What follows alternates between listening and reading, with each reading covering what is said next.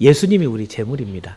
예수님의 재물을 가지고 와서 드리는데 예배하는 방식 자체도 예수님 가지고 왔으니까 뭐 예배가 아니고 성경이 어떻게 예배를 드리라고 했는지 그 가이드라인을 따라서 성경대로 드리는 예배가 진짜 예배다 그랬고요. 그리고 결국은 이 예배를 드릴 때 뭐 이 사람은 여기서 저 사람은 저기서 이 사람은 아침에 저 사람은 저녁에 이렇게 드리는 게 아니라 하나님께서 정한 시간 정한 장소가 있다 그랬습니다. 그죠?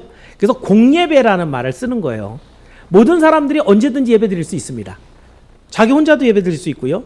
그렇지만 하나님이 요구하는 공예배, 이 믿음의 공동체가 같이 모여서 드리는 예배를 하나님이 드려라 라고 하니까 우리가 통상 예배 그러면 어떤 걸 얘기하는 거예요? 공예배를 말하는 거예요. 그러니까 정한 시간 정한 장소에 나와서 하나님 앞에 예배는 안 드리면서 나는 하나님 믿어요, 난 예배 드려요, 거짓말입니다. 성경이 그렇게 안 써 있단 말이에요. 그러니까 정한 시간 정한 장소에 드리는 예배가 정말 제대로 드리는 예배다. 여기까지가 지난 시간에 드렸던 이제 예배 요건에 대한 얘기입니다. 자, 그러면 이제 그럼 예배를 디테일하게, 제가 정말 이과거든요. 그러니까 그러면 예배를 어떻게 드려야 되느냐? 또 한 가지, 오늘 우리가 드리는 예배는 그러면 제대로 드리는 예배일까? 여러분이 혹시 이제 오늘 설교는 평생 처음 들어보는 설교일 거예요. 제 자신 있습니다. 왜냐하면 어느 목사도 자기네 교회 예배 순서를 가지고 예배의 설교로 잡는 목사는 없거든요. 오늘은 여러분과 나눌 게 예배가 과연 어떤 순서를 통해서 내려가야 되는가, 그 순서를 얘기하면서 우리 주보에 나와 있는 지금 드리고 있는 예배의 각각의 순서들이 어떤 의미인가. 되게 많죠? 혹시 쉬어보셨나요? 낮 예배가 제일 많은데 몇 가지나 있어요? 한 14개 정도 있습니다. 오늘 언급할 거는 14개가 넘어요. 여기 안에 없는 내용들도 있습니다. 그래서 이런 것들을 통해서 과연 오늘 우리가 드리는 예배는 하나님이 기뻐하는 예배가 맞는가? 내가 지금 예배드리는 이 찬양이, 기도가, 묵상이 정말 하나님께서 어떻게 드리기를 바라지? 이런 것들을 여러분이 한번 확인해 보시고, 날마다 우리가 드리는 예배가 완벽하지는 않죠? 아마도 완벽한 예배는 천국 가야 될 거예요. 그죠? 그렇지만 더욱더욱 하나님이 기뻐하시고 하나님이 정말 흠양하시는 예배가 되도록 날마다 발전하고 성숙해지는 우리 선양의 예배가 되기를 주의 이름으로 축원합니다. 그래서 모두 예배를 이제 4가지로 구분해서 얘기할 건데요. 예배는 이런 거예요. 첫 번째는 하나님 앞에 나가는 게 예배입니다. 나가면 하나님이 제일 먼저 뭐 해줄까요? 하나님께서 용서해 주셔야 돼요. 용서해 주신 사람에게 하나님이 뭘 주세요? 당신의 약속, 말씀을 줍니다. 그리고 하나님이 이제 너희들 약속 받고 하나님 자녀 됐으니까 세상에 가, 하나님 보내주신다고요. 근데 이게 제가 뭐라 그러냐면 하나님께 나감, 하나님의 용서하심, 하나님의 말씀하심, 하나님의 보내심, 예배 다 뭐예요? 하나님이 주체라. 예배를 우리가 드린다고 생각하지만 모든 중심과 관점은 하나님 편에서 봐야 된다는 거죠. 그러니까 우리가 예배를 본다라는 말은 절대로 틀린 말이에요. 예배는 하나님 앞에 드려지는 것이고 하나님의 뜻대로 드려져야 되고, 그럼 우리는 뭔가 하나님께 나아가는 거, 우리 나아가는 거잖아요. 예, 하나님이 불러야 나갈 수 있습니다. 안 불렀는데 저 부르셨어요, 딸 데려가면 안 되고요. 하나님이 부르셨을 때 나감. 쌍방 간의 교류가 있는 것이 예배라는 거예요. 하나님이 부르신데 안 나가면, 예배 안 오면 예배 안 되죠. 하나님이 안 불렀는데 나오면 예배 안 되는 거예요. 하나님 앞에 나아가는 것 자체도 하나님이 부르시고 우리가 거기에 대한 반응. 하나님이 회개해, 너희들 용서해 줄게. 하나님 먼저 죄부터 용서해 줘요? 우리가 뭐부터 해야 돼요? 잘못했습니다. 자복을 먼저 해야 되죠. 그죠? 먼저 자기가 뭔 죄를 지었는지를 하나님 앞에 실토를 하면 하나님이 그때 그래, 잘못했지? 용서해 줄게. 이게 돼야 돼요. 역시 하나님의 용서하심이지만 역시 사람이 먼저 자복하고 하나님이 용서해 주시는 하나님의 말씀하심. 예, 하나님이 이제 목사를 통해 하나님의 성경을 선포하시는데 그 시간에 주무시면 어떻게 돼요? 듣고 나서 예배당 문 나가면서 싹 다 잊어버리면 아무 의미 없죠. 그죠? 하나님이 말씀하셨는데 그 말씀은 어떻게 돼요? 아멘으로 받아야 돼요. 가슴에 새겨야 돼요. 역시 쌍방이죠. 자, 하나님이 이제 그리고 다 모든 예배를 맡으시고 자, 이제 너희들 가! 내보낸단 말이에요. 하나님 안녕히 계세요. 그리고 가는 거 아니고요. 갈 때 어떻게 해요? 하나님 손붙들고 하나님과 같이 가는 거예요. 제가 맨 마지막에 그런 얘기를 할 건데 결혼식에서 신랑 신부가 이제 맨 마지막 과정이 이 결혼식의 제일 마지막 단계가 뭐죠? 신랑 신부? 아, 퇴장 아니고 행진이지, 행진. 퇴장 아닙니다.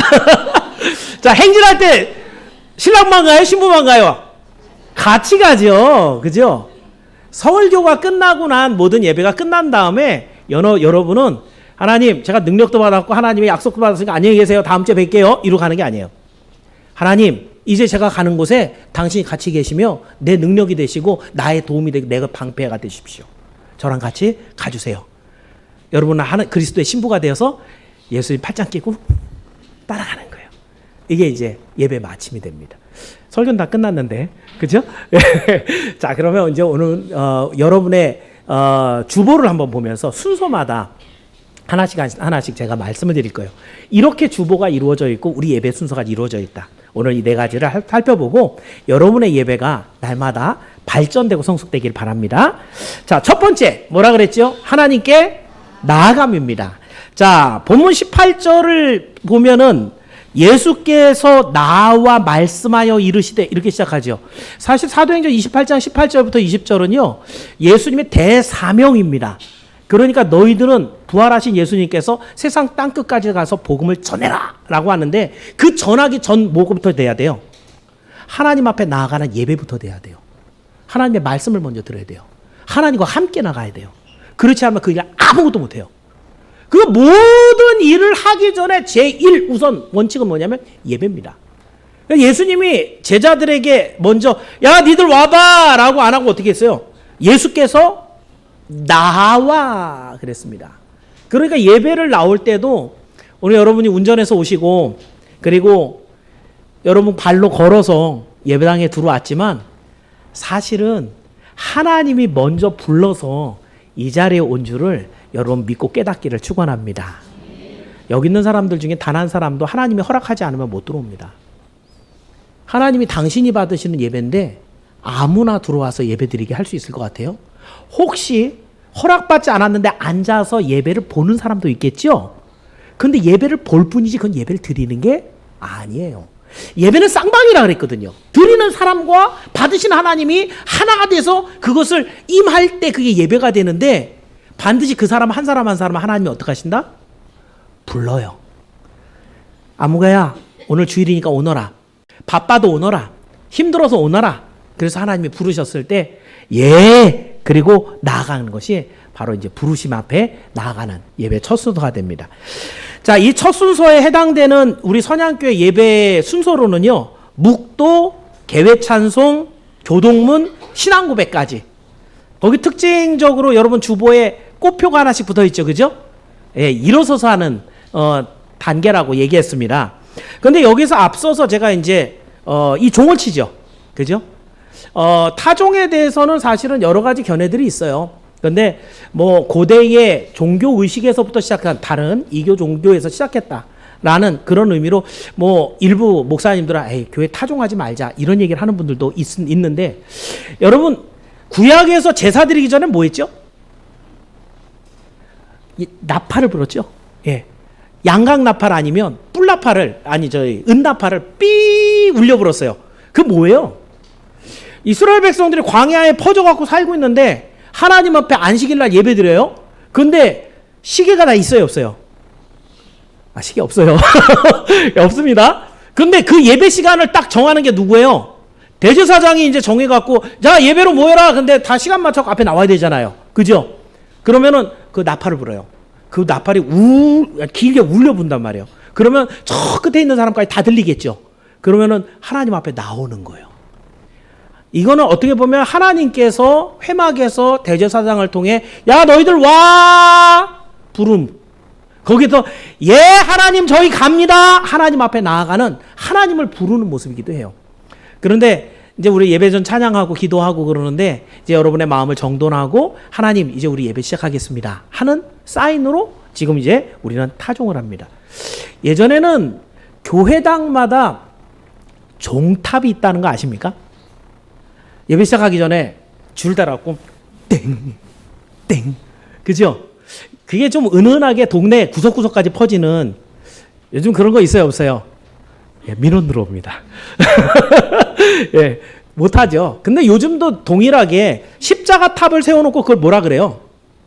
종탑이라 그래. 종 없는데. 이게 우리 이제 한국 교회도 갖고 있는 교회의 전통이라는 것이죠. 종 외쳐요? 심심해서? 교회 여기 있다는 거 알리려고? 아니고 뭐 하기 전에? 예배 전에. 그래서 여러분 제가 이제 낮 예배를 비롯한 모든 예배 앞에서 타종을 합니다. 3번을 치는데요. 하나님을 오시라고 모시는 그런 의미이기도 하고 또 여러분이 하나님 저희 부르셨습니까? 이제 마음을 정돈합니다. 이런 의미로 먼저 타종을 합니다. 여기에 또 다른 여러 가지 그 역사적인 이런 거 필요 없고요. 사실 하나님 앞에 나아가는 사인으로 먼저 합니다. 그리고 나서 이제 묵상 기도를 하는데요. 이 사회자는 묵상 기도에 앞서서 하나님께 나아가는 성도들의 마음 또는 성도를 부르시는 하나님의 마음을 담은 한 구절을 보통 읽습니다.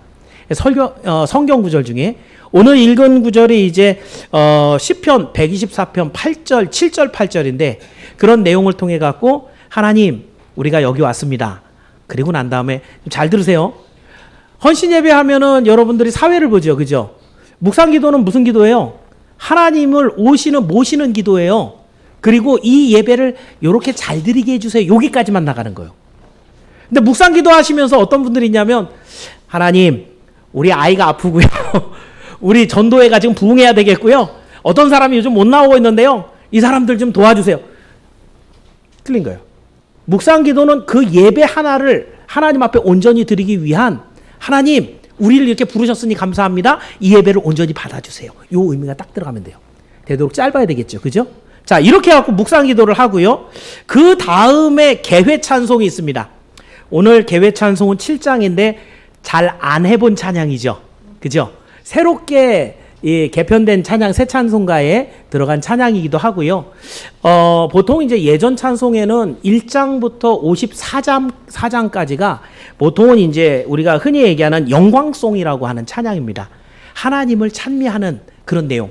그러니까 여러분 찬송가를 보면 회개에 대한 내용도 있고 하나님 앞에 충성과 헌신, 교제, 뭐 하나님의 축복, 뭐 이런 것들을 그 테마를 가지고 쭉 이렇게 배치가 돼 있어요. 한번 찬송가에 보시면 그 밑에 주제가 있어요. 그 말들이 한꺼번에 쭉 모여 있는데 앞부분에 있는 건 전부 다 하나님의 영광, 하나님 찬양, 송영 이런 것들이에요. 근데 이번에 개편된 찬양은 조금 많아요. 그래서 작년에 제가 순서대로 1장부터 쭉 갔는데 올해는 이제 다시 한번 1장부터 시작해서 가지만 하나도 빠짐없이 이제 여러분들하고 한번 찬양을 나누기 위해서 그래서 1장부터 나가고 있고요. 1절만 보통 하죠. 그죠? 죄송합니다만 시간 관계상 1절만 합니다. 그래서 처음에 하는 건 영광 찬송으로 하나님의 성호를 높여드리고 찬양하는 내용이 들어가게 됩니다. 자, 그 다음에 이제 신앙 고백이죠. 신앙 고백이 뭐예요?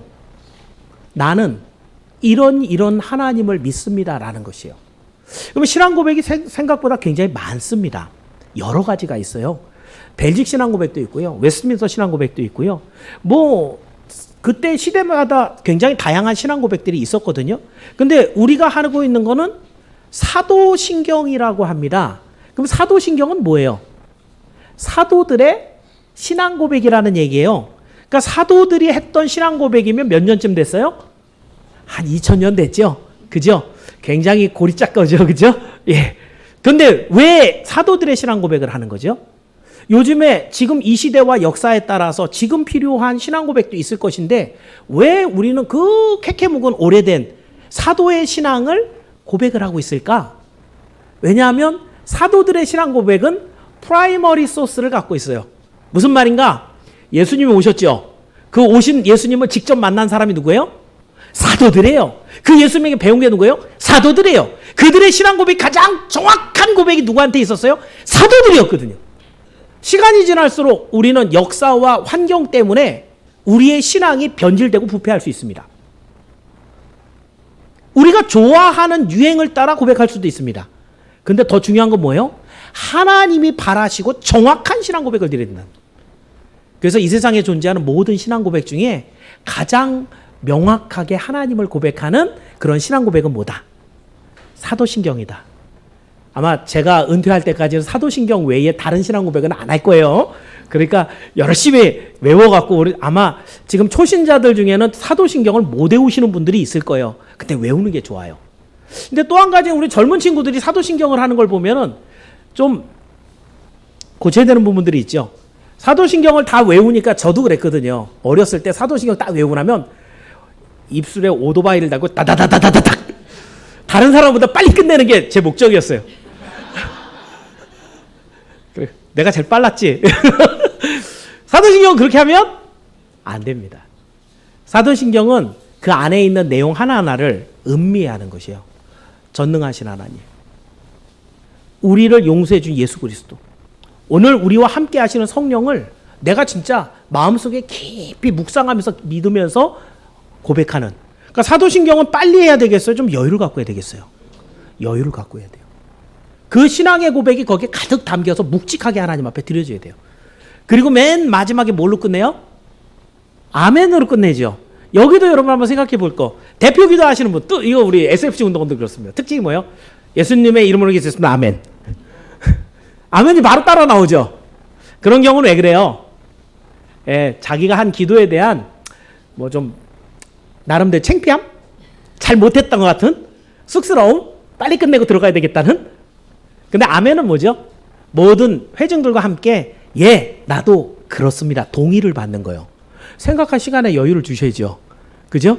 이 사람이 대표 기도를 했는데 그 기도를 나도 아멘이에요 라고 하려면 믿사옵나이다. 아멘. 여유가 살짝 있어야 된다라는 거. 기도도 마찬가지. 예수님의 이름으로 기도했습니다. 아멘. 딱 똑같이 나올 수 있게. 이게 이제 예배에서 지켜야 되는 기본 에티켓이죠. 모든 성도들이 함께 공예배로서 믿음의 공동체가 정한 장소, 정한 시간에 드릴 때 모든 사람의 마음이 모여야 되기 때문에, 그래서 노래를 부르는 것도 신앙 고백을 하는 것도 아멘이 나오는 것도 일체성이 있어야 돼요. 물론 이제 언어가 다르신 분들, 도무지 한글 못 알아듣는 분은 자기 원어로 얘기를 해야 되지, 이런 분들하고 못 맞추잖아요. 그죠? 그런 경우를 제외하고는 같은 공동체 무리에서 예배를 드릴 때는 같은 목소리, 같은 고백, 같은 속도 중요합니다. 그것이 하나님 앞에 단으로 묶어드리는 예배가 되기 때문에 이런 것들을 여러분이 또 숙고를 하실 필요가 있습니다. 자, 그렇다고 한다면 여러분, 신앙 고백이라는 것은 믿음의 사람들이 하나님 앞에 나는 이런 고백으로 나아갑니다 라는 거기 때문에 신앙 고백까지가 하나님 앞에 나아감. 지금 첫 번째 순서 얘기하고 있어요. 예배는 하나님 앞에 나아가는 것인데 그 하나님이 부르신다라는 것, 묵도를 통해 이 예배를 하나님 받아주세요. 영광성을 통해 하나님은 이렇게 멋있는 하나님입니다. 찬송하고, 그리고 우리의 신앙 고백을 통해 우리는 이런 사람으로 하나님 앞에 나아갑니다 라는 것까지 여기 들어있는 게 하나님께 나아감. 하나님이 그런 여러분을 만나 주셔야 되니까 그 높으신 분이 오실 때까지 여러분 뭐 해야 돼요? 서서 기다리는 거예요. 그래서 여기까지 뭐 하고 있어요? 일어서서 하십니다. 알겠죠? 그래서 이렇게 예배로 나아감에 늘 여러분의 예배 시작부터 하나님을 만날 감동으로 가득 채워서 항상 기대가 충만한 예배를 시작하기를 주의 이름으로 축원합니다. 자, 두 번째는 뭐라 그랬어요? 하나님의 용서하심. 이게 예배예요. 예배의 중요한 요소 중에 하나가 하나님의 용서하심이에요. 자, 18절 하반절에 보니까 하늘과 땅의 권세, 모든 권세를 내게 주셨으니, 여기 나는 누구예요? 예수님이죠. 그죠? 예수님이 십자가에 죽으셨다가 부활했더니 하나님이 이 세상 모든 권세를 다 누구한테 줬대요? 예수님께 줬어요. 하나님이 이 세상 모든 것의 주인이신데 그 모든 권한을 다 예수님께 줘버렸어요. 그러니까 예수님은 뭐예요? 왕입니다. 모든 권세를 다 가진 분이 예수님이에요. 그런데 예수님이 가지신 권세 중에 또 탁월한 권세가 뭐가 있냐면 죄사함의 권세를 우리 주님이 갖고 있어요. 그러니까 여러분 죄를 지으면 누구 이름으로 기도해야 돼요? 예수님의 이름으로. 돈 많이 낼 필요 없어요. 예, 헌금 많이 낸다 그래갖고 여러분 죄가 용서받는 거 아니에요. 열심히 일한다고 되는 거 아니에요. 죄 사함의 권세는 예수님이 갖고 계시기 때문에 예수님의 이름으로 기도하면 모든 죄를 용서함 받아요. 자, 그런데 여기에서 회중들은, 여러분들은 그러면은 뭐 예배를 제대로 드리는 분들은 거의 대부분 세례 받은 분들이죠. 세례 받은 분들은 죄사함 받은 분이에요? 아직 못 받은 분들이에요? 받은 분들이에요. 여러분 죄사함을 받았다고 한다면 어떤 거냐면 과거에 여러분 지은 죄들 있죠. 그거 다 용서받는 거예요. 오늘 지은 죄 있죠. 지금 짓고 있는 죄. 그것도 용서 받아요. 근데 장차 내일이랑 모레랑 1년 후랑 10년 후랑 죄를 안 지을 것 같으세요? 짓죠? 그 죄는 용서 받아요, 못 받아요? 그것도 받아요. 하나님은 시간을 초월하신 분이기 때문에 여러분을 딱 너는 세례받은 내 백성이야. 그래서 세례가 중요한 거예요, 여러분. 세례는 미룰 것이 아니에요. 너는 세례받은 내 자녀야 라고 하는 순간에 과거와 현재와 미래에 있는 모든 죄를 한꺼번에 다 용서해 주시는 거예요. 물론 또 죄를 짓지만 또 회개를 해서 하나님 앞에 용서를 받아야 되지만 용서를 다 받은 분들이에요. 그러면 용서 받았으니까 하나님 앞에 나올 때 저 아무 죄도 없는데요? 라고 나올 것 같은데 왜 예배 순서 안에 하나님의 용서함이 들어가 있어요? 예. 그럼에도 불구하고 예배가 갖고 있는 의미 중에 하나는 언약의 갱신입니다. 약속을 다시 한번 회복시켜 주는 거예요. 약속이 언제 깨지나요? 쌍방이 서로 간에 약속했는데 누가 하나 어겼어요. 그럼 약속이 깨지죠. 야, 2시에 봐. 그래 놓고선 5시간을 늦었어. 그 자리에 있어야 돼요? 안 있어야 돼요? 나는. 그럼 안 되죠. 그죠? 약속은 쌍방이 다 지켜야지 그게 이루어지는 건데 한쪽이 깨뜨렸단 말이에요. 그럼 여러분과 하나님이 약속을 했다는 건데 우리 하나님은 약속을 깨뜨리는 일이 있을까요? 없을까요? 우리 하나님은 완전해서 약속을 어기는 일이 없어요. 그럼 약속이 깨졌다는 건 누가 잘못한 거예요? 여러분이 잘못한 거예요. 그걸 아까 얘기한 단어로 얘기하는 뭐예요? 죄를 범함으로. 하나님을 믿지 아니함으로. 그 약속이 깨진 거죠. 약속의 갱신, 그게 예배란 말이에요. 다시.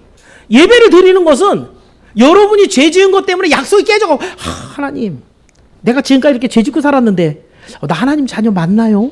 그리고 그냥 두렵고 떨리는 마음으로 하나님 앞에 나와서 예배 드릴 때 그 모든 예배가 여러분의 약속을 다시 리뉴얼 깨끗하게 갱신시켜버린다는 거죠.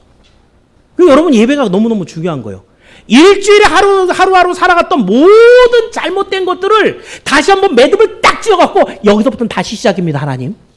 이게 예배예요.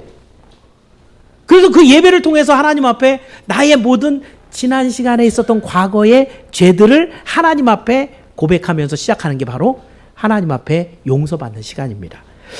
자, 그래서 그 안에 들어있는 내용들은 여러분 순서를 보시면 찬송이 있고요. 목회 기도가 있고 기도송이 있습니다. 기도송은 사실은 구절 안에는 없지만 우리 성가대가 하는 거죠. 자, 여기에 이제 찬송, 뭐 오늘은 이제 38장을 우리가 찬양을 불렀는데 이 찬송은 보통 어떤 내용을 하냐면 설교가 갖고 있는 내용에 부합하는 내용, 그런 찬송을 많이 하고요. 또 하나는 그 안에 특히나 하나님의 자비하심, 용서를 받으려면 하나님이 사랑의 하나님이어야 돼요, 공의의 하나님이어야 돼요. 우리 하나님은 두 가지를 다 갖고 계신데, 그죠? 근데 용서를 받을 때는 공의보다는 어떤 하나님에게 의지해요? 사랑의 하나님. 그 하나님의 자비하심, 용서하심, 이런 찬양을 이때 찬송에 넣는 것이 좋습니다. 근데 종종 이때 찬송 대신에 십계명을 낭송하는 그런 교회도 있습니다. 십계명이 뭐죠? 모세가 시내산에서 두 돌판에 받은 내용이죠. 10가지 계명으로 되어 있고요. 이 십계명은 율법이 되게 많이 있는데 이것의 총합이에요. 그걸 아주 요약 정리한 10가지죠. 근데 십계명을 낭송할 때 저도 그거 되게 많이 해봤거든요. 우리 스승 목사님이 자주 십계명을 낭송했어요. 그럼 목사님은 여기서 제1은 너는 외에는 나는 나 외에는 다른 신들 내게 있게만, 제2는 너를 위하여 새긴 우상을 만들어 쭉 하는데 여러분 그 십계명을 외우는 동안 어떤 마음이 들까요? 나는 이 십계명에 하나도 안 어겼어. 나는 진짜 진짜 의롭고 정말 하나님 앞에 반짝반짝하는 하나님의 자녀야라는 생각이 들까요? 반대겠죠, 그죠? 이거는 찔린다. 이거는 내가 어겼다. 왜냐면 하나님의 말씀에 보면 여자를 보고 음욕을 품어도 간음했다 그랬거든요. 누굴 보고 미워했다 그래도 살인했다 그러거든요. 그 안에 다 있단 말이죠. 7계명 안에 간음하지 말지니라, 6계명에 살인하지 말지니라, 다 들어있단 말이죠. 그런데 그런 마음, 그런 더러운 생각과 육신을 가지고 하나님 앞에 나왔는데 나와 있어요, 안 나와 있어요? 나와 있죠. 하나님 볼 수 있어요, 없어요? 없지요. 하나님 보면 거기서 죽습니다. 그런데 하나님 앞에 그 10계명을 외우고 있어요. 무슨 말일까요? 그 하나님의 자비하심이 오늘 이 10계명이 하나님의 명령에도 오늘 우리에게 하나님의 용서하심으로, 그러니까 너 이거 잘못했지, 이제 똑바로 살아야 돼 라고 하는 하나님의 용서하심으로 주어지기 위해서 10계명을 낭송하는 것이에요. 그러니까 여러분 10계명을 외울 때 나 이렇게 그냥 살고 있는데 뭐 확인하는 작업이 아닙니다. 이 내용이 무엇일까 궁금하고 공부하는 시간이 아닙니다. 10계명을 서로 간에 낭송할 때 우리 하나님이 이런 법을 갖고 있는데 나는 분명히 그 법에 거울에 비춰보면 티가 있고 흠이 있는 죄인인데 하나님이 나를 지금 불러 하나님 앞에 서 있다. 이거 확인하는 시간이에요. 그 하나님 앞에 어때요? 죄송하고 감사하고 다음부터는 똑바로 잘할게요 라고 하는 그런 마음이 드는 시간이 바로 10계명을 낭송하는 시간이기도 해요. 내년에는 그래서 한번 10계명도 예배 시간에 한번 좀 시간이 한 1, 2분 더 걸릴 것 같긴 하지만 해볼까 생각을 하고 있습니다. 자, 이렇게 이제 찬송을 하고 난 다음에 바로 이어서 제가 기도를 합니다. 대표 기도이고 우리 순서지에는 뭐라고 되어 있냐면 목회 기도라고 되어 있습니다. 일부의 어떤 교회들은 이 목회 기도를 장로가 대신하는 경우가 있지만 그것은 옳지 않습니다. 말 그대로 목회, 이 양을 목양하는 걸 목회한다 그러거든요. 여러분 한 명 한 명 양이라고 할 때 목양을 누가 해요? 목양자가 있죠. 하나님이 세워놓은 목사가 있습니다. 그럼 목사가 그 양들을 어디로 데려가야 돼요? 음침하고 이렇게 비탈져서 사망의 음침한 골짜기로 데려가면 안 되겠죠. 그죠? 어떤 곳으로 가야 돼요? 푸른 풀밭? 맑은 물가로 여러분을 데려가서 잘 먹여야 되잖아요. 그게 목사가 갖고 있는 마음인데, 그런데 여러분들이 막 양들이 어떻다고요? 다 양 같아서 어디로 가요? 제 갈 길로 가거든요. 그럼 다들 데리고 와야죠. 그죠? 왔는데 어떤 양은 찢어져 갖고 이렇게 피가 흐르는 양도 있고요. 어디 털이 입 밖으로 뽑히는 양도 있고요. 마귀하고 싸우다가 그 양들을 다 대표해 갖고 뭐 해야 돼요? 하나님 이 사람 좀 치료해 주세요. 죄의 상처를 치료해 주세요. 이거를 대언할 수 있는 사람이 목회자입니다. 여러분의 하나하나를 구체적으로 다 얘기할 수는 없죠. 이 사람은 거짓말을 12번을 했고요. 이 사람은 사기를 쳤고요. 다 할 수는 없잖아요. 그죠? 제가 알지도 못하고. 그런데 여러분이 아무 생각 없이 왔다 하더라도 하나님의 성전에 들어와서 하나님을 만나고 예배하기 전에 여러분이 하나님 앞에 용서받아야 하는 죄인인 것을 드러내고 여러분의 죄를 하나로 묶어서 하나님 앞에 나아가 내놓을 때 하나님이 그거 용서해 주실 것 같아요? 안 할 것 같아요? 해 주신다고요. 그게 예배예요. 그러니까 여러분이 짬을 내서 회개 기도를 못한다고 한다면 죽기 살기로 예배를 드려야 돼요. 난 예배를. 목회 기도가 있는 난 예배를. 오늘도 제가 간략하게 넘어갔지만 여러분의 죄를 고백하는 그런 내용들을 담아서 하나님께 드립니다. 그럼 하나님이 그 안에 뭘 담게 하느냐면 사죄선언. 그래, 내가 너희들 죄 용서했고 너희는 내 자녀여서 내가 너희들 다시 복을 줄게. 이런 내용이 그 복을 준다라는 전제가 되어 있으니까 제가 뭐예요? 하나님 그러니까 그러면 이번에는 이것도 주시고요. 저것도 주시고요. 우리 기관을 부흥시켜 주시고요. 우리 비전들을 이루어 주시고요. 이게 다 복이거든요. 하나님이 주셔야 되는 복들이란 말이죠. 이런 얘기를 언제 할 수 있느냐? 여러분의 죄가 용서받은 다음에. 이 목회 기도입니다. 그래서 목회 기도를 위해서 목사는 기도해야 돼요. 되게 좀 말이 좀 이상하지 않아요? 기도를 위해 기도해야 돼요. 그 기도가 모든 사람들의 기도가 모여져 갖고 하나님 앞에 용서도 받고 해결함을 받도록 목사는 그걸 또 위해서 기도를 해야 돼요. 그리고 미리 다 씁니다. 어저께 밤에 제가 다 써놓은 거를 그대로 오늘 또 읽는데, 뭐 저도 기도하려고 그러면은 꽤 오래 할 수 있습니다만은 오늘도 제가 쓴 기도문 한 글자도 안 틀리고 그대로 읽었어요. 제가 기도를 할 줄 몰라갖고 써오는 거 아니죠. 그죠? 이거는 미리 준비했다는 거예요. 하나님께 올려드릴 오늘 우리의 기도 내용들을 미리 다 써놓습니다. 그리고 하나님 앞에 기도하면서 준비해서 오늘 또 하나님 앞에 올려드리는 거죠. 그랬을 때 하나님이 이걸 받으시고 여러분을 용서하시고 하나님의 품으로 인도하시는 줄을 믿길 바랍니다. 자, 그리고 나면은 우리의 순서에는 없지만 성가대가 하는 찬양이 있죠. 성가대는 주일 낮 예배에 모두 4가지 찬양을 합니다. 첫 번째 찬양은 묵도송 하죠. 두 번째는 기도송, 그죠? 목사의 목회 기도가 끝난 다음에 마지막은 저기 축도 끝나고 나면 축도송. 가운데 제일 중요한 게 뭐가 있냐면 특별 찬송이 있죠. 그죠? 그러면 이 4가지 찬송이 사실은 제가 이제 성가대 세미나도 가끔 해주지만 기도송에 담겨야 되는 의미가 있어요.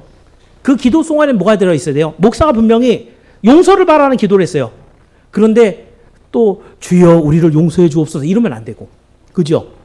하나님 감사합니다. 당신의 자비는 크고 놀랍습니다. 용서 받았단 말이죠. 그죠? 그러니까 그 기도송 안에는 그렇게 하나님 앞에 감사와 찬양을 올려드리는 이런 내용이 들었을 때 그 기도송이 딱 맞아 떨어지는 겁니다. 예배 두 번째 요소, 하나님의 용서하심. 여러분 이것만 갖고도 사실은 꼭 예배 나올 만한 이유가 되죠. 우리들의 모든 삶에 정말 더럽고 허물 많았던 그런 삶들을 싹 정리하고 하나님 앞에 다시 시작할 수 있는 이런 은혜가 바로 예배를 통해 있다. 이걸 기억하면서 오늘도 바쁜 일정으로 여러분 스스로 돌아보지 못했다 하더라도 예배 시간에 왔다 갔다 하면 안 됩니다. 누가 감히 하나님이 받으시는 예배에 돌아다닙니까? 누가 감히 말을 해서 떠듭니까? 하나님이 받으시는 이 예배의 순서순도가 이렇게 중요한데 그 기도를 하고 있는데 물 먹으러 갔다 말이 안 되는 얘기를 하는 거예요. 그래서 여러분들 이 예배 안에 담겨있는 요소들, 순서들이 갖고 있는 의미를 잘 기억해서 그 예배 시간에 하나님 앞에 용서받아야 될 때 깨끗하게 용서받고 새롭게 주의 사람으로 살아가는 여러분이 모두 되기를 주의 이름으로 축원합니다. 자, 세 번째는요. 예배는 하나님의 말씀하심입니다. 자, 19절, 20절이 이제 하나님의 말씀하심의 내용인데요. 자, 19절, 20절을 한번 함께 읽어봅니다. 같이 읽습니다. 시작.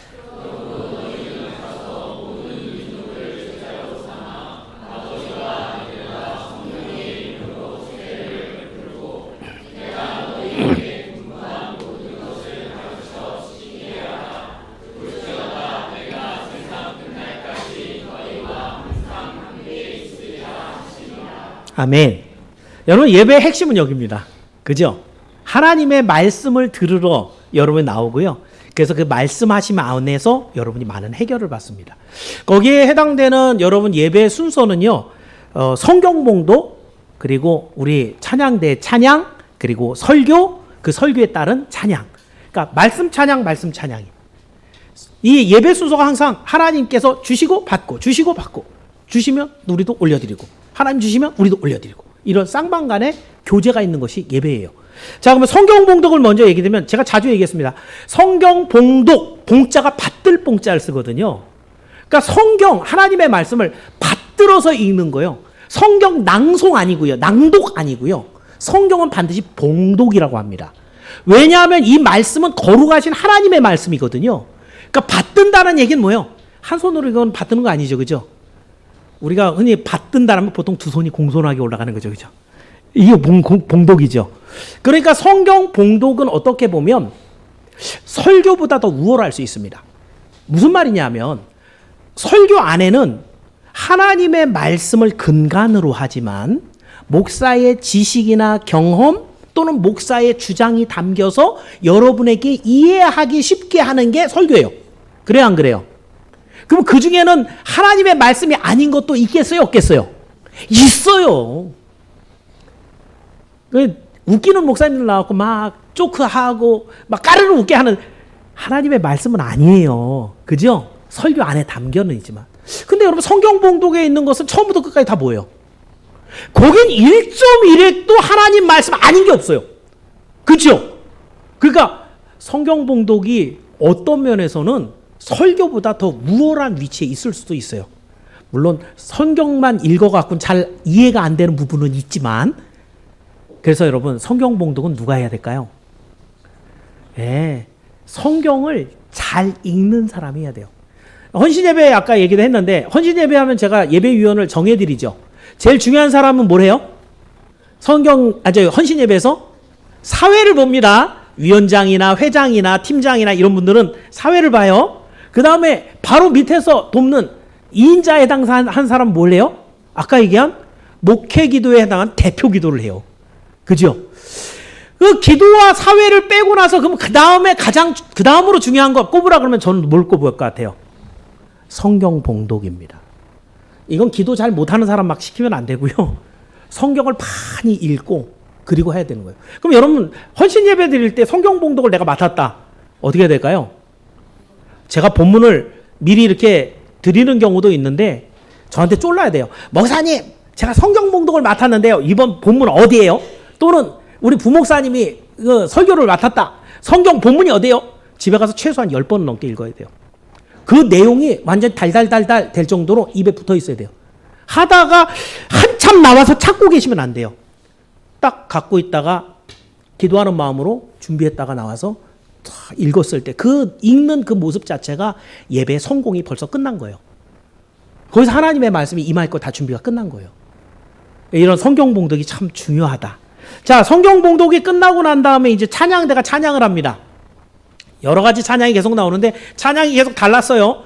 맨 처음에 찬양은 하나님의 영광송으로 영광을 찬양드렸고, 그 다음에 기도한 다음에 하나님의 자비하심을 나타내는 그런 찬양을 한다 그랬는데, 여기에 설교 들어가기 직전에 있는 우리 찬양대 찬양은 어떤 찬양을 해요? 오늘 우리가 테마가 예배인데 예수 피를 힘입어 갖고 예배합니다 이렇게 끝났단 말이에요. 그죠? 어때요? 설교할 주제하고 딱 맞아 떨어지는 찬양을 준비했을 때 그 찬양을 일단 설교문을 활짝 열어놓은 거예요. 여러분이 설교를 듣고 은혜 받기 좋게 그 길을 닦아놓는 거죠. 근데 우리 지휘자하고 제가 이제 가끔 얘기를 하면 지휘자가 늘 먼저 물어봐요. 한 달치 전, 2달치 전에 주제가 뭐냐고. 다음 달 주제는 광야가 맞아요? 왜냐하면 이게 무슨 말이냐면 나름대로 열심히 찾는데 되게 많을 것 같은데 그 주제 핵심에 합당한 찬양이 많지가 않아요. 찬양이 거의 비슷비슷한 것으로 몰려있지 제가 하는 것처럼 다양한 어떤 핵심 어구를 이렇게 딱 조명해주는 찬양이 많지 않거든요. 그러니까 고민해야 되는 거예요. 광야 그러면은 광야에 관련된 찬양이 지금 한두 개 정도 나와 있는 게 있는데 4주를 채워야 되잖아요. 그죠? 고민하는 거죠. 그죠? 아, 이거 광야를 그러면 어디까지 확장을 해야 되는가? 그런데 제가 가끔 그래서 선곡이나 찬양을 칭찬하는 이유가 뭐예요? 고민한 흔적이 보이는 거죠. 연습한 그 정성이 담긴 거 보인 거죠. 그랬을 때 사람들이 은혜를 받았는데 그것을 더 크게 확대시켜주기 위해서 제가 가끔 찬양을 칭찬을 해줍니다. 찬양은 그렇게 해야 돼요. 그래서 우리 지금 선양 찬양대가 찬양을 참 잘 고르고 있고 잘 준비하고 있다라는 얘기. 자, 그 다음 이제 다음 단계 찬양하고 나면 진짜 가장 중요한 설교가 있죠. 어떻게 보면 이 설교는 예배 전체 꽃이라고 봐야 되죠. 물론 설교가 제일 깁니다. 예배 시간에 잡아먹는 시간에 한 4분의 3에서 3분의 2는 설교가 차지하고 있기 때문에 에휴 뭐 그렇지 뭐 라고 생각할지 몰라도 이 설교는 하나님이 여러분에게 던지고자 하는 메시지를 잘 준비를 하는 것부터 시작을 해야 되고요. 예배에 지금 제가 설명했던 모든 순서들은 설교를 위한 점층적인 준비가 되어 있습니다. 이 설교로 집중하도록 죄가 계속 안에 꼬여 있어요. 여러분이 걱정하고 근심하는 것들이 계속 안에 있어요. 설교가 귀에 들어와요? 들어올 수가 없거든요. 먼저 다 해결해 버리는 거예요. 하나님을 부르고 하나님을 찬양하고 죄사함을 받고 할렐루야 드리고 그리고 성경을 읽어서 야 이게 무슨 말씀입니까? 라고 생각하고 있을 때 그때 하나님의 말씀이 그대로 선포가 되면 여러분에게 은혜가 임하는 것이죠. 여러분 그래서 이 설교는요 여러분의 삶을 변화시키게 됩니다. 아까도 제가 얘기 드렸지만 설교를 했는데 나가면서 다 잊어버렸다. 뭐 안 들은 거하고 진배가 없죠. 그죠? 물론 제가 위로하면서 그렇습니다. 듣고 잊어버리고 듣고 잊어버려도 콩나물이 물 먹으면 계속해서 자라는 것처럼 언젠가는 여러분도 그 설교가 또 생각이 나고, 잊어버리는 건 여러분의 특권과 권리가 아닙니다. 잊어버리지 않도록 애를 써야 되는 거예요. 그래도 기록하는 분들, 설교를 기록하는 분들도 이 왜 기록하겠어요? 나중에 설교하려고요? 아니겠죠? 왜요? 그 설교 내용에 임팩트가 있었던 부분이 있단 말이에요. 그걸 기록해놓고 나중에 또 읽어보는 거예요. 그러면 그 시간에 목사님이 핏대를 대어가면서 그때 얘기할 때 그때 좀 소리는 컸지만 그래 그래도 이게 좀 찔렸어. 이게 남는 거죠. 나중에 그걸 읽어보면서 여러분에게 은혜가 다시 한번 새롭게 하는, 이런 것이 바로 쓰는 방법. 여러분의 주보에 보면은 중간에 항상 제가 공과를 했는데, 요번 같은 경우 공과가 역대에 제가 최고로 많은 문제를 숫자를 다 기록을 해놨어요. 예. 이거 왜 이렇게 문제를 내놓을까요? 심심해서요? 저도 바쁘거든요. 이거 갖고 뭐 하라는 거예요? 여러분의 가정에서 가정 예배를 드리든지, 선교팀이 모여서 선교팀 예배를 드리든지, 뭐를 기억해라? 하나님의 말씀을 기억하고 이 답을 달아보다 보면 맞아. 확실히 오랫동안 남게 하는 방법 중에 하나가 바로 문답법이거든요. 그래서 이런 방법을 통해서 여러분에게 설교가 더 각인되게 한다. 그 각인된 설교가 여러분을 어떻게 하니까? 여러분의 삶을 바꿉니다. 하나님의 말씀이 여러분의 삶을 바꿔요. 어떻게요? 항상 부정적이고 불평이 많았던 사람에게 긍정적이고 소망이 넘치는 삶으로 바꿔요. 항상 걱정하고 사망이 근심이 됐던 사람에게 항상 하나님을 바라보면서 나는 천국 가는 것이 오늘도 기대가 돼요 라고 하는 긍정적인 모습으로 바뀌어버려요. 세상에 많은 사람들이 많이 갖고 있는 것 때문에 나는 왜 이런 거 안 주시고 라고 했던 그 마음이, 그러니까 하나님 나에겐 더 좋은 예수 그리스도를 주셔서 저 천국에서 여기서 누리지 못한 것까지 다 누리게 하시는 그 하나님을 나는 믿게 하셔서 감사해요. 감사의 모습 바뀌어요. 전자의 사람이 행복할까요? 후자의 사람이 행복할까요? 여러분, 이제 나이가 들면서 제가 나이 많이 든 사람들이 자꾸 만나요. 동기들도 있고요. 수의사들 중에 돈 많은 친구들도 많거든요. 그리고 친척들도 있고요. 근데 돈 많은 사람들이 저희 누님도 그렇고 뭐 동생도 그렇고 돈 되게 많거든요. 저하고 비교해보면.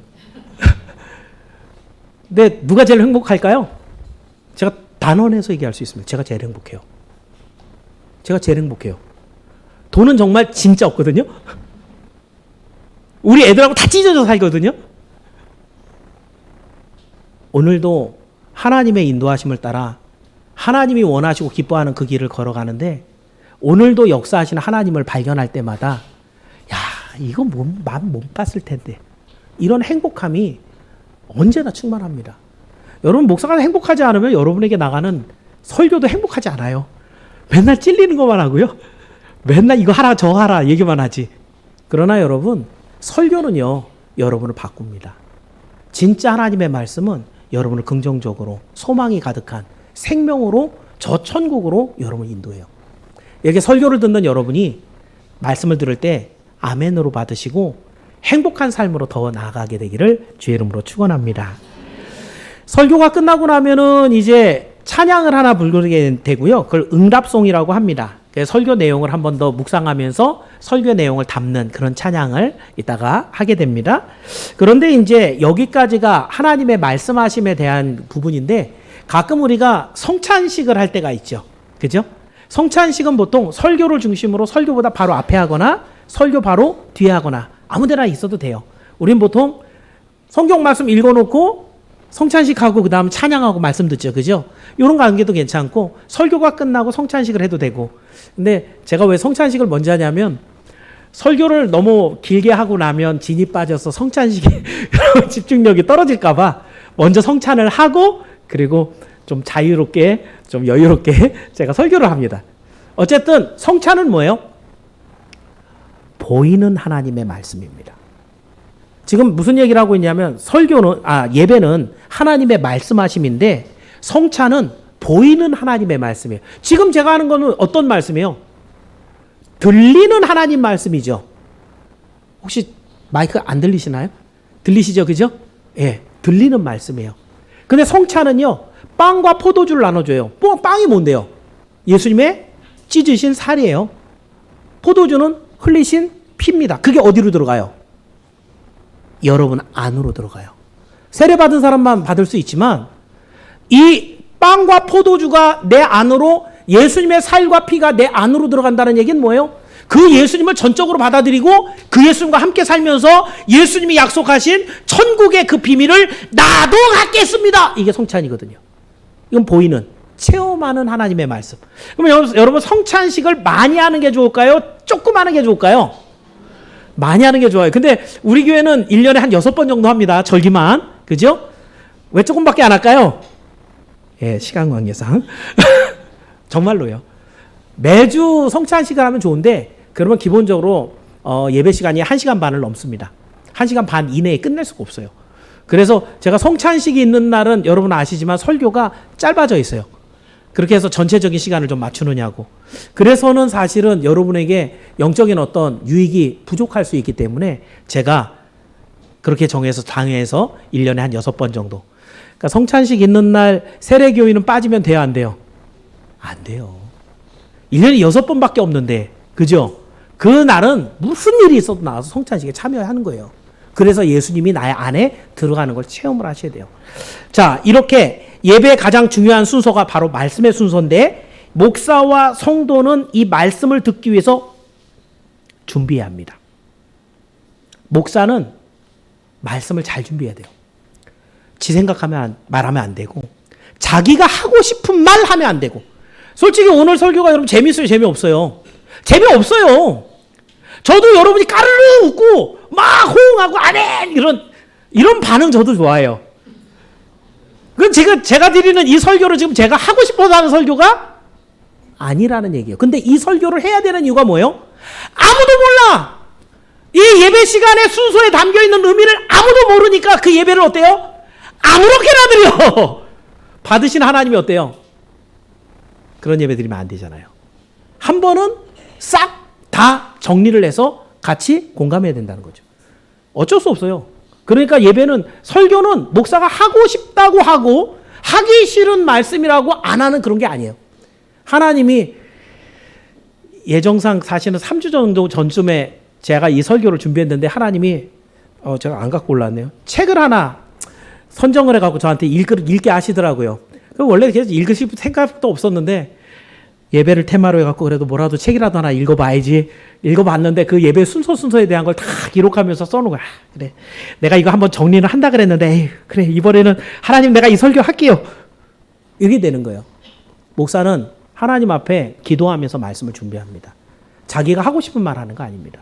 하나님이 하라고 명령하시는 말씀을 전해요. 그러면 하나님의 명령하신 것을 전하려고 애를 써서 목사가 준비를 했다면 여러분은 어떻게 받아야 돼요? 기대하고 소망하면서 받아야 돼요. 졸고 있으면 안 된다는 거예요. 하나님의 말씀을 듣고 그것이 여러분과 동의가 되면 아멘도 크게 나와줘야 돼요. 그랬을 때 그 말씀이 여러분의 가슴에 심겨버립니다. 그것이 여러분을 바꾸는 능력이 됩니다.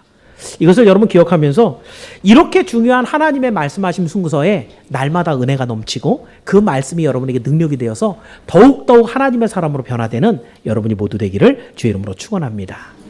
자, 이제 마지막 한 가지만 남았습니다. 예배는 하나님의 보내심입니다. 자, 마지막 순서 보내심인데 20절 끝에지만 20절 다시 한번 읽어볼게요. 볼지어다 그 부분을 주의 깊게 보시면서 20절 함께 읽습니다. 시작.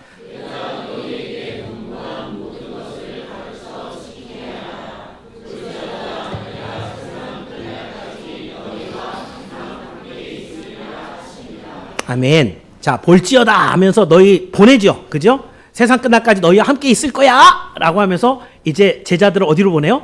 땅 끝까지 보내는 거예요. 그죠? 그런데 이 내용을 보니까 땅 끝으로 제자를 보내지만 그 땅 끝에 누가 같이 가 계세요? 내가 너희와 항상 함께 있으리라. 누가 같이 가요? 예수님이. 요거를 자꾸 놓치는 분들이 있어요.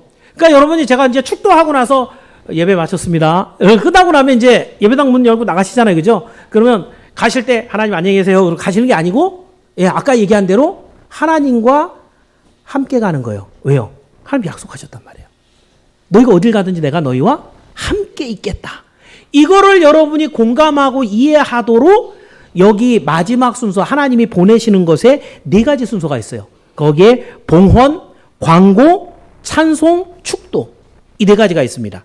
자, 오늘날 많은 교회들이 교회 뒤에 이제 헌금함을 해놓고요. 시간에 이제 헌금바구니를 돌리지 않고 아예 헌금 시간이 없는 그런 교회가 상당히 많아지고 있습니다.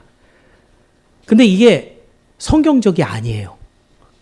여기에 여러분이 성경을 읽어보면 고린도후서 8장과 9장에 보시면 바울이 고린도 교회에다 아예 명령합니다. 너희들이 예배 시간마다 이렇게 준비를 해놔. 그래갖고 내가 가서 막 걷고 그러지 말고 평소에 준비를 해놔. 예배 시간에.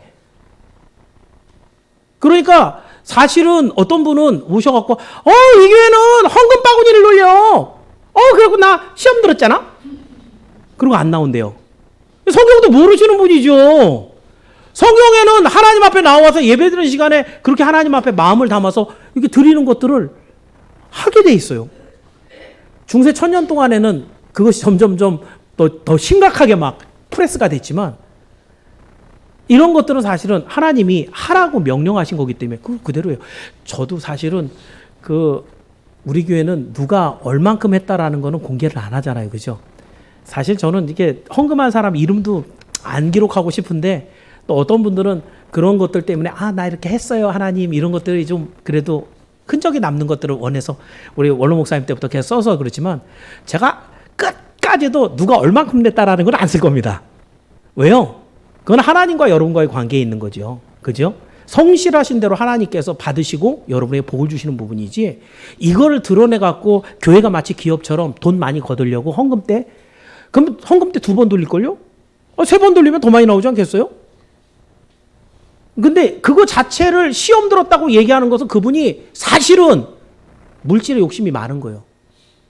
안 하고 싶은 거죠. 내가 이렇게 이만큼밖에 못 낸다라는 걸 드러내기가 싫은 거예요. 그걸 애둘러서 뭐라 그래요? 이 교회는 말이야! 정신 차리십시오. 지금 우리가 누구한테 그 얘기를 하고 있는 거예요? 모세와 아론을 대해서 우리가 이 척박한 땅에 들어오는 걸 너희가 데리고 왔잖아. 모세와 아론이 데리고 왔어요? 하나님 데리고 왔어요. 여러분이 보시고 있는 민수기 이번 주간에 읽었는데 민수기에 그렇게 하나님 앞에 하고 싶었던 원망을 모세와 아론에게 쏟았더니 그 사람들에게 어떻게 됐어요? 연병을 보냅니다. 불뱀을 보냅니다. 교회가 말씀대로 바르게 하고 있을 때 목회자를 향해서 교회를 향해서 쓸데없는 원망하지 마십시오. 그건 하나님을 향한 것입니다. 하나님이 바보입니까? 그걸 모릅니까? 왜 어리석게 그런 원망을 합니까?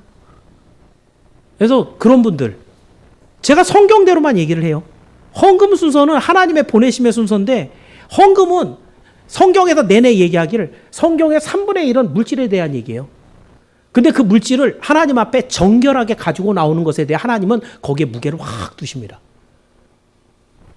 그래서 하나님께서 이것을 받으시고 내 주머니에 넣고 고마워 이렇게 끝나지 않고 당신의 원하시고 기뻐하신 대로 복을 주신다.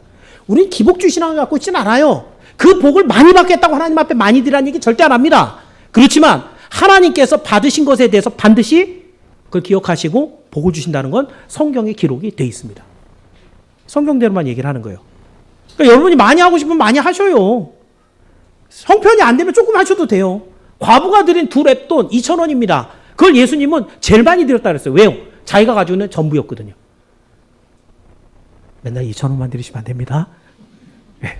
그분은 자기가 갖고 있는 전부를 드렸기 때문에 제일 많이 드렸다라고 예수님 말씀하신 거예요. 중요한 것은 헌금은 가장 보편적이고 유용한 하나님의 헌신의 모습이에요. 이것을 자꾸 부정하게 되면 이 땅의 교회가 다 없어집니다. 교회는 하나님이 하늘에서 그냥 돈 뚝뚝 떨어뜨려 갖고선 돌아가나요? 목사는 물만 한 잔 마시면 하루 종일 에너지가 막 넘치나요? 안 그렇죠? 그죠? 레위인에게 하나님이 11조를 주게 한 이유. 제가 레위인들 이야기도 하면서 레위인은 전체로 봤을 땐 60분의 1밖에 안 된다는 얘기를 드렸어요. 60만 중에 2만 2천 명. 군대가 60만인데 2만 2천 명. 그 2만 2천 명이 1개월부터 노인까지 합쳐서요. 그렇다면 제대로 하면 10,000명도 안 되는 거예요. 그 사람들이 60만 명이 낸 11조를 갖고 10,000명이 먹고 살았어요. 그럼 많이 받았겠어요? 조금 받았겠어요? 일반인보다. 근데 오늘날 교회에서는 그런 것까지 요구하지도 않아요. 구약시대에는 그렇게 하나님이 요구하셨단 말이에요. 제사장들을 위해서. 목사가 요즘 그랬다가는 목사가 비리가 많고 돈 좋아해. 이거 쫓겨날 거예요. 그죠? 제가 지금 3년째 제가 올해도 재정에서 제 사례를 올리자는 얘기인데 지금 그 재정 상태가 그렇게 뭐 빚도 있고요. 올릴 만한 상황이 아니고 제가 올해까지 홀딩하자. 3년째 지금 올리지 말라라고 얘기하고 있어요. 제가 떳떳하기 때문에 얘기를 하는 거예요. 제가 지금 헌금 얘기를 하는 건 제가 월급 많이 받겠다고 하는 얘기가 아니라는 얘기를 하는 거예요. 세상에 많은 교회들이 하도 그런 짓들을 하고 있으니까 우리 교회도 그런 줄 알고. 선약교회는 그렇지 않습니다. 우리 원로 목사님이 그렇지 않았고요. 저도 그렇지 않습니다. 중요한 것은 이 안에 들어있는 헌금 시간이라는 것은 하나님 앞에 올려드리는 헌신의 모습 중에 가장 유용한 시간이라는 거예요. 그걸 통해서 초대교회는 구제에 사용했습니다. 가난하고 어려운 사람들을 돕는 일에. 오늘도 그래서 우리는 헌금 시간을 갖고 있고요. 그 다음에는 광고죠. 자, 여기서부터 이제 잘 들으셔야 됩니다. 광고가 왜 예배 시간에 들어가 있을까요? 예배 시간에 가장 중요한 것 중에 하나는 뭐냐면 성도의 교제입니다. 이제 여러분은 예배 드리는 동안은 누구만 쳐다봐요? 네, 저만 쳐다보는 거예요. 제가 하나님은 아닙니다. 그렇지만 하나님의 말씀을 대언하기 때문에 여러분의 시선이 요 각도에서 더 많이 벗어나시면 안 돼요. 저만 바라보는데 중간에 딱 한 번 주의를 바라볼 수 있는 시간들이 헌금할 때. 그죠? 헌금위원이 오는데 이렇게 될 수는 없잖아요. 그죠? 자, 두 번째 또 언제 그래요? 옆 사람들하고 인사하겠습니다.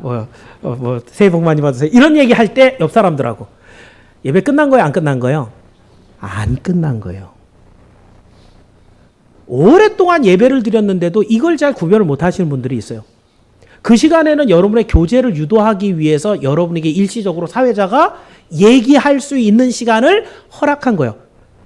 그러면은 잡담을 거기서 길게 근데 있잖아, 어저께 왜 안 왔어? 안 돼요! 그냥 인사하고 마치셔야 돼요. 그죠? 근데 내가 목이 마른데 물 좀 떠다 줘봐. 안 돼요, 그러면. 알겠죠? 그리고 다 인사 끝나고 제가 이제 다시 얘기를 시작하면 다시 각도가 저한테 돌아와야 돼요. 여러분에게 사실은 예배 시간에는 찬양하는 시간, 기도하는 시간, 그리고 이렇게 사회자가 허락한 시간 외에는 말을 하는 게 허락이 되지 않습니다. 그게 이제 개혁주의뿐만 아니라 전통적으로 가져왔던 교회의 그런 예배의 모습이 그랬었습니다. 그래서 이 광고 시간에는 보통 여러분들하고 교제하는 인사도 나누고요. 특히 교제가 뭐냐면 같이 소통을 하는 시간이거든요. 그러니까 어느 집에 무슨 일이 있었대요, 뭐 이런 얘기하는 게 아니라 교회 광고, 중요한 일들 이런 것들을 해서 공감대 형성하고 하나로 같이 갈 수 있는. 특히나 거기서 힘들고 어려운 분들 격려도 하고 또 새롭게 무슨 일을 시작하는 일이 있으면 함께 힘을 붙어주고 박수 쳐주고 새로 오신 분들이 있으면 환영해주고 박수 쳐주고 이런 것들이 이 광고 시간에 있는 것이다 라는 거고요. 이어서 있는 찬송, 마침송이라고도 하고요. 승리의 약속을 받은 성도들이 하나님과 함께 나가는 행진가가 바로 찬송입니다. 그래서 여기에 보면은 이 찬송을 올해 우리는 한 곡을 정하죠. 올해 같은 경우 488장 정해서 1절만 하는데 역시 시간 관계상 1절만 하고 있고요. 그리고 1년 동안 이 노래를 부릅니다. 그래서 이 대신에 뭐도 좋냐면 여러분이 알고 있는 노래 중에 주기도문송이라고 있죠. 주 너를 지키시고. 근데 이 노래가 길어요. 그래서 이 노래를 하고 싶은데 그러면 또 예배 시간이 한 2분에서 3분 또 늘어납니다. 그래서 마음엔 있어요. 주기도문송도 해보고 싶은. 그런데 한번 상황을 봐서 제가 좀 설교가 좀 짧아질 기미가 좀 있으면 제가 좀 그렇게 바꿔볼 생각도 있습니다. 자, 마지막. 다음 주에 설교를 하겠지만 맨 마지막에 있는 게 예배 순서의 마지막이 뭐예요? 축도입니다. 여러분 이 축도 그 단어가 복을 빌어준다는 얘기예요. 빌축자를 씁니다. 그럼 여러분이 이제 사용하는 단어들도 잘 엄선해서 써야 될 필요가 있습니다. 이게 이제 요즘 우리 젊은이들 같은 경우 자기가 욕을 하는 건지 아닌지도 모르는 그런 단어를 막 써요. 근데 그걸 만약에 하나님을 향한 기도에다 넣었다. 안 되겠죠, 그러면. 그죠? 그러니까 제가 항상 설교를 하기 전에 첫 주에 컨셉션, 정의를 얘기를 드리는 이유는 정확한 그 단어의 의미를 알고 있어야 신앙의 깊이가 딱 선다는 거예요. 이게 뭔 말인지도 모르는데 그냥 믿는다고 하지 말고 이게 무슨 말이고 이걸 어떻게 해야지 이게 믿는 건가. 그래서 정의가 가장 중요해요. 근데 빌축자, 축도 그러면 목사 뭐 하는 거예요? 여러분에게 복을 빌어주는 거예요. 근데 복을 빈다라는 표현보다는 강복 선언이 더 맞습니다. 강복이 뭐예요? 강림하다, 임하다 이런 강자고 복이 임하도록 선언, 명령한다는 얘기예요. 그러니까 이 성경의 내용을 보면 대제사장이 예배를 마치거나 다음 주 설교 내용이 그거예요. 대제사장의 축도에 다 들어있는 내용을 갖고 여러분과 나눌 건데 그 내용은 복을 명해서 야 우리 성도들에게 복이 가 복이 마 임해 저 사람에게도 복이야 가서 임해라 라고 하는 강복선언. 이게 축도입니다. 그러니까 여러분 빌축자를 여러분이 잘 못 사용하는 경우 자 한번 볼까요? 축복하옵소서 누가 해야 돼요? 축복하면 복을 빌어 주옵소서 이거죠. 하나님이여 축복하여 주옵소서 어때요? 하나님이 누구한테 복을 빌어달라 그래야 돼요? 하나님이여 복을 빌어 주옵소서. 말이 맞아요 안 맞아요? 그게 축복하여 주옵소서예요. 근데 예수님께는 그게 맞아요. 가끔 돼요. 예수님 축복하여 주옵소서. 그럼 예수님이 어떻게 하는 거예요? 하나님 보좌 우편 오른쪽에서 아버지 저 사람이 나에게 복 좀 빌어달라 그랬거든요. 복 좀 주세요. 맞죠 이거는? 그죠? 그런데 하나님이여 축복하여 주옵소서 그러면 하나님은 도대체 누구한테 복을 달라고 빌어야 돼요? 이런 것들. 그러니까 하나님께는 어떻게 해야 돼요? 하나님 복을 주옵소서. 이게 맞죠. 그러니까 이런 단어 하나들도 여러분이 조금 더 신경을 쓰다 보면 의미가 없이 그냥 축복받았으면 좋겠다. 사실은 복받았으면 좋겠다죠? 축복받았으면 목사가 복을 자꾸 빌어줬으면 좋겠다. 이런 얘기예요. 그죠? 예. 이런 것들. 그래서 단어 하나하나의 의미를 좀 살려서 여러분이 기도하는 것도 참 의미가 있고 그 신앙의 깊이가 더 깊어질 수 있다라는 것. 그래서 이 다음 주에 여러분이 이제 복에 관련된 이야기, 강복선언을 하는데 그래서 보통 목사님들이 이제 축도할 때 일반적으로 축도 이렇게 하죠. 성자와 성령의 이름으로 여러분 이 무리 위에 있을지어다. 이렇게 하잖아요. 그죠? 복이 있어요. 복이 있어요. 얘를 명령을 해갖고 임하게 해야 돼요. 있을지어다. 말 잘 들을 것 같아요? 안 들을 것 같아요? 상간마마가 하옥시켜라. 하옥시켜라! 예, 맞아요? 어떻게 맞아요? 그러면 예! 이러려면 어떻게 돼요? 끝에가 딱 올라가면서 딱 명료하게 끊어야 되죠. 제가 지금 강복선언이라는 단어를 얘기하면서 이 말씀을 드리는 거예요. 우리 교회 그 축도가 조금 달라요. 다른 데하고. 그래서 이것을 왜 이렇게 하느냐. 제가 보통 때보다 좀 소리를 억양을 좀 높여갖고 있을지어다 하고 하는 것은 누구에게 명령하는 거예요? 하나님께 명령하는 게 아니에요. 강복선언은 목사가 하나님의 위임을 받아서 복에게 명령하는 거예요. 복아 가서 우리 성도들에게 임해버려라 라고 하는 명령을 하는 거란 말이죠. 세게 합니다. 그래서 세게 한다고 애기 깬다고 뭐라 그러지 마시고요. 예, 그래서 이렇게 강복선언을 함으로 교회의 모든 예배가 마치게 됩니다. 자, 그래서 이렇게 강복선언을 하게 되면 결국 복이 여러분에게 찾아가면 그 복은 누가 주셔야 돼요? 하나님이. 그럼 결론적으로 여러분 갈 때 누가 같이 가셔요? 하나님이 같이 가시는 거예요. 하나님이 같이 가시는 거예요. 그래서 여러분의 모든 삶에 하나님이 동행하시고 하나님과 연합하고 하나님의 복을 체험하면서 하나님과 기쁨을 누리다가 다음 주에 다시 돌아왔을 때 하나님 감사합니다. 이게 나와야지 그게 신앙의 아름다운 모습이 된다는 것이죠. 이것을 여러분 생각해 보시면서 아마도 오늘과 같은 설교는 여러분 인생에 처음 들어봤을 겁니다. 누가 예배 시간 순서를 다 의미를 담아서 대예배 시간에 하겠습니까? 근데 이번 테마가 예배입니다. 예배의 순서의 내용을 알지 못하고 예배의 변죽만 올리는 껍데기만 닦아내는 이런 것들은 의미가 없다는 거죠. 그래서 오늘 다시 한번 예배의 순서를 여러분과 함께 나누면서 예배는 이런 것이다. 그러면 여러분이 지금 드리는 예배가 시간이 좀 많이 걸리죠. 근데 그 많이 걸리는 이유들이 뭐예요? 예배의 의미를 살리고 그 예배가 예배되게 하는 그런 이유들 때문에 예배가 좀 걸린다. 제가 그러면서 생각을 해봤어요.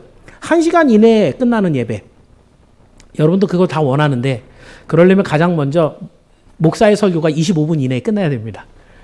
근데 제가 아까도 얘기했지만 저는 25분 안에 끝낼 자신이 없어요. 하나님의 말씀을 정말 일주일 동안 살아가서 여러분이 얻어야 되는 승리의 능력을 얻어야 되는데 25분 안에 그걸 다 담는다는 건 말이 정말 어마어마하게 빠르든지 아니면 대충대충 다 빼버리고 중요한 것만 몇 개 던지든지. 근데 성경을 읽어도 의미를 파악하지 못하는 우리로서 그렇게 짧고 간결한 설교를 듣고 어떻게 그 의미를 파악해서 능력을 갖고 하나님의 동행하심을 입을 수 있을까? 아직은 제가 좀 고민을 더 많이 해봐야 되는, 아직은 제가 부족해서 그렇게 할 수 없는 그런 상태에 있는 것을 기억을 하시고요. 그리고 조금 더 설교가 길더라도 용서해 주시고, 그리고 예배 시간마다 그 의미를 살려 온전한 예배를 드린 여러분이 모두 되기를 축원합니다. 그래서 여러분 이제 말씀을 정리할 건데요. 오늘은 예배 순서 하나하나를 다 살펴봤습니다. 예배 4가지 단계가 있다고 했습니다. 하나님이 우리를 부르셔서 우리가 하나님 앞에 나아감. 그 하나님으로부터 우리의 모든 죄를 용서받는 하나님의 용서하심. 그리고 용서받은 사람들에게 주시는 하나님의 말씀, 하나님의 말씀하심. 그 말씀으로 인해서 새롭게 회복된 우리는 하나님과 함께 나아가는 하나님의 보내심을 입는 것. 이게 예배라는 것이에요. 그렇다고 한다면 여러분 시대가 바뀌면서 예배도 오랜 시간 변했겠죠. 종교개혁자들이 그 역사 시간 동안에 얼마나 좋은 예배를 드리려고 애를 쓰고 이 예배를 많이 바꿨겠어요. 그죠? 오늘날도 예배가 많이 바뀝니다. 막 춤추는 사람들도 있고요. 그죠? 그리고 예배를 막 그 바깥에서 뭐 이런 것도 있고 자유롭게 드리는 예배도 있고 코로나 기간 동안에 방송으로 드리는 예배도 있고. 오늘날의 변화되는 예배들의 모습을 보면서 조금 불편한 마음을 갖는 것은 뭘까요? 오늘도 여러분에게 예배를 4가지로 얘기했는데 예배는 철저하게 누구 중심이어야 돼요? 하나님 중심이에요. 근데 예배가 변화되는 모습을 보면서 여러분이 판단 한번 해보십시오. 하나님이 기뻐하는 대로 바뀌는 것 같아요? 사람이 좋아하는 대로 바뀌는 것 같아요? 여러분의 판단에 오늘 이 예배가 정말 하나님이 기뻐할 만한 예배로구나 라고 하면 그 예배는 바로 드린 거예요. 그런데 내가 즐겁고 내가 편했고 이 정도는 부담이 없네 라고 생각이 됐다면 여러분 중심의 예배를 오늘 드린 거예요. 오늘 여러분의 예배가 하나님이 받으시는 예배가 되길 바랍니다. 그 예배가 능력이 되길 바라고요. 그 예배가 생명을 주는 구원으로 연결되길 바랍니다. 그래서 여러분의 예배가 늘 하나님을 기쁘시게 하므로 여러분의 사는 모든 삶의 현장에 우리 하나님이 임재하시고 하나님의 보호하심이 여러분 안에 있기를 주의 이름으로 축원합니다. 기도하겠습니다. 은혜와 사랑이 충만하신 아버지 하나님 감사합니다. 2월을 예배라는 테마로 말씀을 받으면서 오늘은 진짜 우리가 드리고 있는 예배의 각각의 시간들을 살펴보면서 어떻게 하면 더 예배를 잘 드릴 수 있을까 의미를 되새겨봅니다. 지금 우리가 드리고 있는 예배가 완벽한 예배는 아닙니다. 더 많이 성숙하고 발전하고 변해야 될 것인데 그 중심에는 우리 하나님이 계시기를 원하옵나이다. 하나님이 원하시는 대로 더 정결하게 경건한 예배를 드리기 원하고 예배를 통하여 받는 말씀이 우리